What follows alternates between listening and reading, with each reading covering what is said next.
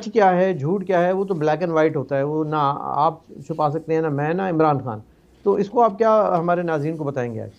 देखिए, बात यह कि जो अभी रिसेंट नंबर्स आए हैं अनीस भाई, उसके मुताबिक पाकिस्तान पर जो डेट हैं वो 36.3 ट्रिलियन रुपीस के हैं। अच्छा। अब आज की डेट में जो भी रेट है यूएस डॉलर में, आप 36.3 ट्रिलियन को उस यूएस डॉलर से आप डिवाइड कर लें तो ये बिलियंस एंड बिलियंस डॉलर निकलते हैं। अच्छा, जो सबसे तशवीशनाक बात यह है, ये 36.3 trillion dollars total date, 7.35 trillion rupees के। जी ठीक है, ट्रिलियन यानी यूं है कि 1000 बिलियन का 1 ट्रिलियन होता है, जी जी। यानी कि 11,000 से ज़्यादा ट्रिलियन रुपीस के। जा चुके हैं। तो अगर आप 160 पता नहीं क्या है यूएस डॉलर, 169 है या 70 है, उससे डिवाइड भी कर लें तो बिलियंस एंड बिलियंस डॉलर के इनके। मैं समझता हूँ कि इनकी सरकार में डेट्स का बहुत सारा जो हिस्सा है, जो कर्जे ये यानी वो जो रीपेमेंट्स कर रहे हैं इंटरेस्ट की या कोई प्रिंसिपल्स की, वो भी काफ़ी है। लेकिन इसके बावजूद ये इतना बड़ा डेफिसिट है जिसका बड़ा वाज़ेह मकसद है कि पाकिस्तान की आमदन पाकिस्तान के ख़र्चों से अभी बहुत पीछे है, और कोई ऐसा इम्कान भी नज़र नहीं आ रहा कि इनकी आमदन ख़र्चों के करीब जाना तो दूर की बात है, ज़रा वो गैप को भी कम कर सके, बल्कि गैप तो बढ़ता चला जा रहा है। तो इकोनॉमिक चैलेंज कोई भी घराना हो, फ़र्द हो, नेशन हो, कंट्री हो, सबसे बड़ा चैलेंज होता है। और उसी चैलेंज की वजह से आप देख रहे हैं कि फैटफ के आगे ये अब मजबूर हैं कुछ ऐसे। जी बड़ा जी नाजुक नाजुक केस भी है थोड़ा सा हमारे लिए, क्योंकि एक एक डॉक्यूमेंट सामने आई है और उस डॉक्यूमेंट में उन्होंने डिक्लेयर किया है कि जो जो मोस्ट वांटेड तलाश दुनिया कर रही है, चाहे अमेरिका कर रहा हो, अफ़गानिस्तान कर रहा हो या हिंदुस्तान कर रहा हो, वो आतंकवादियों की एक फहरिस्त पेश की है कि जनाबे वाला ये हमारे मेहमान हैं, हमने इनको यहाँ रखा हुआ है, हमने इनको पाला पोसा बड़ा किया, खिलाया पिलाया और जो है ना पाल रहे हैं हम इनको। और उसमें बड़ा मशहूर व मारूफ नाम मुंबई के डॉन दाऊद इब्राहिम साहब जो हैं, वो क्लिफ्टन कराची में घर नंबर इतने में रहते हैं और वो हमारे पास हैं। ये मतलब कितनी बड़ी शर्मिंदगी की बात है कि एक चीज़ को जो आप मुसलसल झुटलाते चले आए हैं, आप धोखा देते आए हैं दुनिया को, आप इनकार ही रहे हैं और आज आपने उसको तस्लीम कर लिया। This is really embarrassing for any state in the world कि आपके पास दहशतगर्द पे दहशतगर्द बरामद होते चले आते हैं। एबटाबाद का उसामा बिन लादेन हो, एहसानुल्लाह एहसान हो, हाफिज़ सईद हो, डॉन इब्राहिम हो, दाऊद इब्राहिम हो, ये सब के सब आपके पास से बरामद हो रहे हैं। हाउ डू यू एक्सपेक्ट कि आप फैटफ की लिस्ट से बाहर निकल जाएंगे, ग्रे लिस्ट से आप पाक साफ होकर निकल जाएंगे? भाई पाला तो आपने इतने अरसे तक है, आपने इतने धमाके करा दिए हिंदुस्तान में, और अब आप कहते हैं कि जी वो हमने रखे में उनको पकड़ लिए, उन्होंने पकड़ भी लिए। देखिए, बात ये अनीस भाई कि आपने बात की एम्बैरसमेंट की, शर्म की बात की। तो ये जो रियासत की एस्टैब्लिशमेंट है, ज़ाहिर है इसका ही कंट्रोल है पाकिस्तान पे। इनके बारे में मैं आपके शोज़ में भी और इधर उधर भी एक पंजाबी का वो मुहावरा या वो जो जोक है वो अक्सर पेश करता हूँ कि इज़्ज़त आनी जानी शायद बंदा टेढ़ होना चाहिए। अच्छा, कोई फ़र्क नहीं पड़ता इनको, कोई पहली बार नहीं हुआ।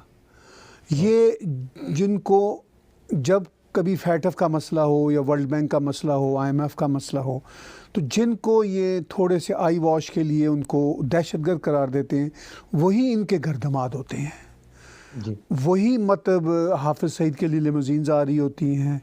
अब वो लिमोजीन तो बहुत छोटी चीज़ है मिस्टर दाऊद इब्राहिम के लिए, वो तो आप ही के शहर में रहते हैं, मतलब आपके जो पुराने शहर में, अब तो आपका और जी मेरा जी शहर यही है। जी। तो वो खैर वो तो वैसे भी बहुत रिच आदमी हैं। मुझे समझ नहीं आती कि वो रियासत पाकिस्तान को वो ख़ुद क्यों नहीं चलाते। अभी हम इकनॉमिक्स की बात कर रहे थे, तो वो तो वन ऑफ द कुछ रिचेस्ट। नहीं तो सिंध को ही चला लें कम से कम, जहाँ वो रहते हैं और वो मतलब वहाँ पलते हैं। हमारे जावेद मिर्ज़ा साहब के रिश्तेदार भी हैं वो, और मतलब उनकी तो अब रिश्तेदारियाँ हो गई हैं उस ज़मीन पे, उस धरती से वो तो वाबस्ता हो गए।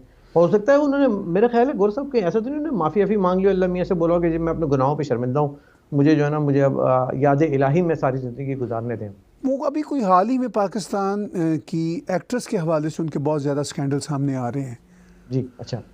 तो तो हो सकता है उनको भी नेक करने के चक्कर, क्योंकि हमारे तो एक्ट्रेसेस भी नेक हो जाती है ना तारिक जमील साहब के साथ जाके, चाहे वो वीना मलिक हो या कोई और हो। हाँ, पता नहीं वो ऐसा ही कोई निज़ाम है। चलिए, ये तो खैर उनके पर्सनल मामला हैं, हम उस पर क्या कमेंट्री करेंगे। तारिक कमेंट्री जमील से याद आया कि तारिक जमील आमिर खान से भी बहुत मिले, हिंदुस्तान के जो अदाकार हैं ना, और आमिर खान को भी बड़ा करीबी लगाव है हमारे मुसलमानों से और मुसलमानों की तारीख से, मुसलमान उलमा से, मौलाना तारिक जमील से, तुर्की की जो है खातून अव्वल जो है फर्स्ट लेडी, उनसे।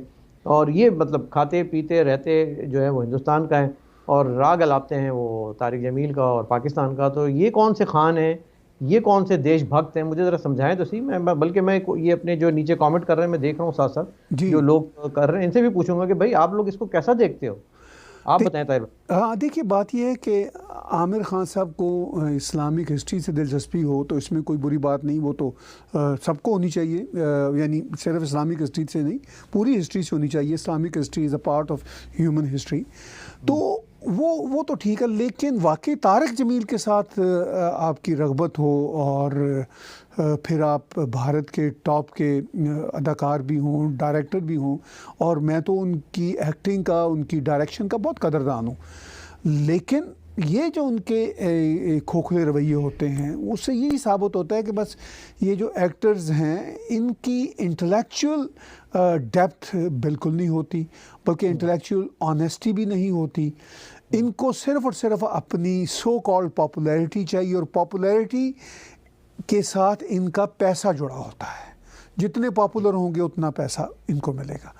तो ये रवैया है सभी एक्टर्स का, सभी बड़े फनकारों का नहीं होता, लेकिन इस तरह के फनकारों का तो होता है। खुल के सामने आ जाता है ना। चूँकि तारिक जमील से अकीदत रखना इनकी दो वजूहात की बुनियाद पर बड़ी ख़तरनाक है। एक तो ज़ाहिर है, मतलब ये भारत के टॉप के एक्टर हैं तो इनका बनता नहीं है पाकिस्तान के। मैं कहता हूँ अगर तारिक जमील नामी कोई शख्स भारत का भी कोई ऐसा कोई हो जिसे कहते हैं पीर सा बना हुआ हो, कोई होशो हवास रखने वाला शख्स या कोई होशो हवास रखने वाला मुसलमान कैसे उनकी पैरवी कर सकता है इतने बड़े ड्रामा की। जो लोग उनको जानते हैं उन्हें मालूम है कि वो तारिक जमील जो हैं वो पाकिस्तान के सरकारी जो हैं वो मुल्ला हैं, और ISI के मुल्ला हैं, इमरान खान के मुल्ला हैं, और उनसे वाबस्तगी रखना। आमिर खान के तो हम भी फ़ैन थे, और वो लेकिन शायद उन्होंने जो वो गाना गाया था कि पापा कहते हैं बड़ा नाम करेगा, नाम बदनाम करेगा या नाम करेगा ये मुझे नहीं मालूम। लेकिन जो फ़ैन की बात होती है ना, फ़ैन तो हम बॉलीवुड के बहुत सारे लोगों के भी, मैं तो जावेद अख्तर साहब का भी एक हमारे ज़माने तक बड़ा फ़ैन रहा, जब वो बड़े अच्छे अच्छे गाने लिखते थे। लेकिन जब वो गाने लिखते लिखते वो डिफरेंट बैंड बजाने लग गए, तो फिर वहाँ पे मुझे उनसे भी थोड़ा सा एतराज़ हो गया। और इस तरह की जो शख्सियात हैं ये हिंदुस्तान में जो दोहरे रवैये रख के चल रहे होते हैं सर, एक तरफ तो मौका आता है तो वो वंदे मातरम और देशभक्त बन जाते हैं, लेकिन अंदर ही अंदर जो इनके ताल्लुकात और जो इनके कनेक्शंस हैं वो कभी न कभी खुल के सामने आ ही जाते हैं। तो हम ये नहीं कहते कि गद्दार सिर्फ पाकिस्तान में ही होते हैं, मैं किसी को गद्दार नहीं कह रहा, लेकिन मैं एक बात कह रहा हूँ कि इंसान को अपनी प्रायोरिटीज़, अपनी नेशनल इंटरेस्ट और अपनी पॉलिसीज़ को सामने रखना चाहिए, चाहे वो कोई फ़नकार हो, अदाकार हो, गुलकार हो या शायर हो, जावेद अख्तर जैसा। जी बिल्कुल, आप दुरुस्त कहते हैं। मैं तारिक जमील जैसे लोगों के हवाले से एक बात मैं यहाँ ज़रूर इजाफ़ा करना चाहता हूँ कि इनको कोई जानता हो या ना जानता हो, इनका भाषण आप 5 से 10 मिनट सुन लें, आपको इनकी बैकग्राउंड जानने की ज़रूरत नहीं पड़ती। वो भाषण खुद ही बताता है कि ये कितने खोखले और कितने बड़े ड्रामे लोग हैं। आमिर खान की सूरत में वो जाहिर है कि उनका एक भारत के टॉप फनकार होने के नाते, वैसे ही एक जो पाकिस्तानी ISI के मुल्ला की जो है वो पैरवी करना बनता नहीं। अगर वो ना भी हो, जैसा कि मैंने कहा, वो भारत के भी फ़र्ज़ कीजिए अगर कोई पीर होते, तो इस तरह के ख्यालात रखने वालों के पीछे कोई एक फ़ाइन एक्टर कैसे जा सकता है? अगर जाता है तो फिर इसका मतलब उसका अपना खोखलापन है। इसी तरह प्रॉब्लम उनकी तुर्की वालों के साथ ऑन बोर्ड जाना है। भाई तुर्की की ये जो रजीम है ये वर्स रजीम है, जिन्होंने मतलब अभी रिसेंटली वो हागिया सोफिया जो चर्च था उसको मस्जिद में बदल दिया, कितनी शर्म की बात है। यानी ये रास्ते खोलते हैं दुनिया के लिए कि इनके ऊपर अटैक हो। फिर जैसे देखिए ना, बाबर आया था ऐसे 500 साल पहले, और बाबर के कुछ वज़ीरों ने वो बाबरी मॉस्क वस जो भी बनाई, तो वो एक मंदिर के ऊपर वो काम किया, तो कितनी शर्म की बात थी। अब वही काम एक और तुर्क नजाद, यानी तुर्की का आदमी, बाबर भी तुर्क नजाद थे, एक और उनके वज़ीर भी तुर्क नजाद थे, और एक और तुर्की का अब सदर ये काम करता है, और फिर आप उन्हीं की तारीफ़ किए जाते हैं, उनसे मिलते हैं, तुर्की में अपनी फ़िल्मों की प्रोडक्शन के लिए उनकी मावनत लेते हैं। तो ये एक शेम की बात है।